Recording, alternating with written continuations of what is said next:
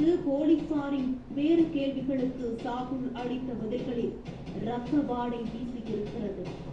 ஓசூர் ராம்நகரைச் சேர்ந்த சாகுல் அவரது வீட்டில் வைத்திருந்த 40,000 ரூபாய் திருடு போயிருக்கிறது. வீட்டின் மற்றொரு சாவி அவரது நண்பர் சூபி என்பவரிடம் இருப்பதால் அவர் இந்த பணத்தை எடுத்திருக்கலாம் என்ற சந்தேகத்தில் பணத்தை கேட்டு வாக்குவாதத்தில் ஈடுபட்டிருக்கிறார் சாகுல்.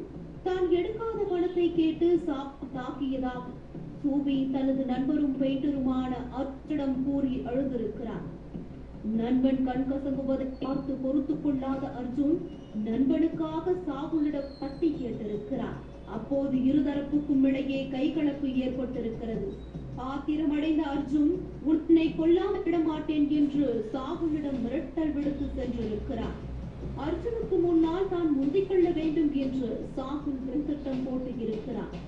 அதன்படி கடந்த மே 2ஆம் தேதி பணம் தொடர்பாக பேச வேண்டும் என்று அர்ஜுனை காரில் ஏற்றி அழைத்து சென்றிருக்கிறார் சாகுல். அந்த காரில் பவன் பிரகாஷ், சைபு ஆகியோரும் இருந்திருக்கின்றனர்.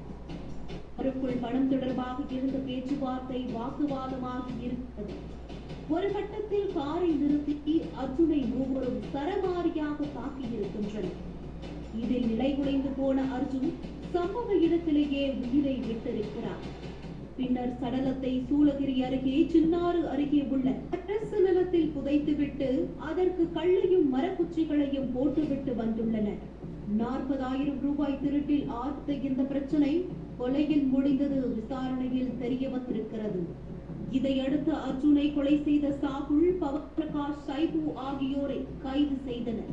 மேலும் இந்த மூவரையும் அழைத்து சென்று சடலம் புதைக்கப்பட்ட இடத்தை காட்ட வைத்து சடலத்தை தோண்டி எடுத்து பிரேத பரிசோதனைக்காக கிருஷ்ணகிரி அரசு மருத்துவமனைக்கு போலீசார் அனுப்பி வைத்திருக்கின்றனர். முன்பாக மாயமான இளைஞர் காரை கடத்தி கொலை செய்யப்பட்டு மண்ணில் புதைத்த சம்பவம் ஓசூரில் பெரும் அதிர்ச்சியையும் பரபரப்பையும் ஏற்படுத்தி உள்ளது.